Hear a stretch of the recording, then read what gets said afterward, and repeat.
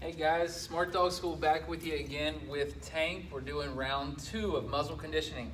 If you watched our last one, we were simply introducing the muzzle using a process called shaping. Shaping is where we start at a very, very low criteria or expectation and build upon that expectation step by step by step without lumping it all together. We're going to now demonstrate round 2, which is going to be referred to as luring. So in luring, we're going to use much like fishing, we're going to use a lure that the animal can see that it wants to move towards. In this case, we're going to strategically take the muzzle and put a lure inside the muzzle. And now, some people use things like peanut butter or whatnot and spread it in here. We're choosing to use more of the same kibble that we were using so that it's not overstimulating for the dog, that he's going to actually remember that this is this is the same feeling he gets when he consumes regular food. He's not going to be too pumped up, not too excited. And if anybody knows Tank, he gets excited very, very, very easily. So we want to keep him as calm as can be, okay? And obviously, acting silly behind us. He's just a big play toy, guys. Whoever gets him is going to be extremely happy in the house, out in the yard. He likes to have a lot of fun, and he does this because we reinforce it. We rub his belly, we roll him around. He's just a big toy to us. So, Tank, buddy, it's time to work. You got to show them how you can do this. Come on. So now Shelby's got I don't even have to say anything. You guys saw that.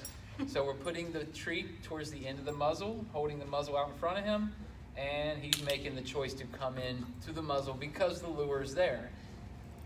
Ideally, with luring, Ian Dunbar is one of the biggest teachers of this. You're taught to prompt, lure, fade, and then cue. So we're cueing towards the end of it, and the cue is simply, like I said before, the presence of the muzzle is a cue enough. But in the event we want to get fancy with it, we say, put your muzzle on, and he can go ahead and do it. The fact that the muzzle's present, he's going to make the right choice at that point. The most important part of this is conditioning. We're conditioning acceptance. Acceptance, can try to be forced by a number of different trainers, but mostly conditioning of the muzzle cannot be forced because you'll never get to that level of acceptance. He'll stay in the level of avoidance forever, which you can have a dog that's obedient and looking at you and still technically practicing avoidance. He doesn't want to be near you, but he's doing it out of, the whole fact that he's avoiding anything negative happening to him is the reason he's doing it. So this is not the case. This luring method we'll do a couple dozen times, depending on the dog's motivation. The fact that he's laying down is awesome because he's still really, really motivated to push into the muzzle. And that's usually where they start fighting. When the muzzle goes all the way on, they feel that on their natural pressure points above it. That's usually when they'll start flailing or rolling or twisting their head. All the behaviors we want to avoid. Good job, buddy.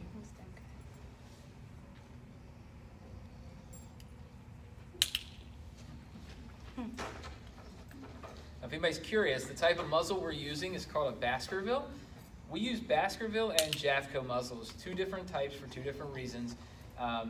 Primarily, we go to the Baskervilles because it allows the animal to still pant fully, which will allow the body temperature to stay, the same. It also allows the animal to drink. It also allows the animal to eat. Whether or not they choose to eat or drink with it on is up to them. There is, I'm assuming, a learning curve for them.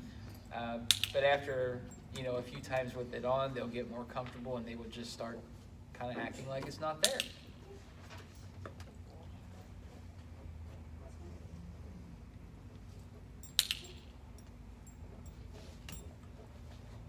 So sloppy.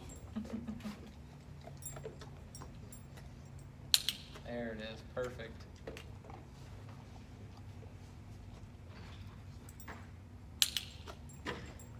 Unless you go push into it.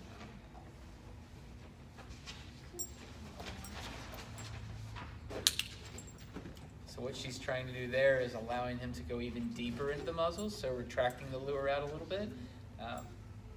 There's really, really fancy dog sports that are taught the same way, such as weave poles and agility and things like that. This is really no different when it comes to the training aspect.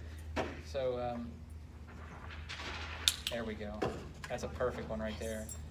So right there, she clicked twice. She clicked once because he went all the way in, gave the lure. The second time because she actually left the basket of the muzzle on, and he kept it on for like a second, and that's something she wanted to increase in probability, so she clicked and marked it, which was awesome.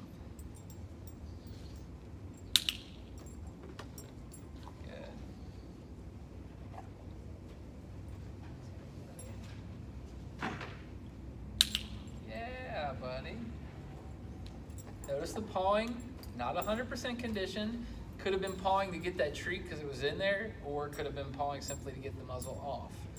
And at that point, we sometimes may back up, but right there we're going to try it one more time. So what she did there was remove the treat while the muzzle went on, increased the criteria a little bit for a split second, then clicked, took the muzzle off, and then fed. He dropped it, it's on his skin. You get it? Good job. There you go. We're going to try one more, and on this last one, what she's going to do is still show the lure. She's going to press it on, click, remove, and feed. Assuming he's still interested. There we go. Now ideally, after 2, 3, 4 of those, if they're doing really well, we'll put the muzzle up there with our fingers in front without the food in there. Still smelling like food, obviously. That's removal of the lure. That's starting to fade the lure. And we could possibly almost do that right now with him. Conditioning the putting on of the muzzle is important, but the most important thing you want the dog constantly waiting for is for you to come back personally and remove the muzzle. So there's got to be a positive association with the application as well as the removal.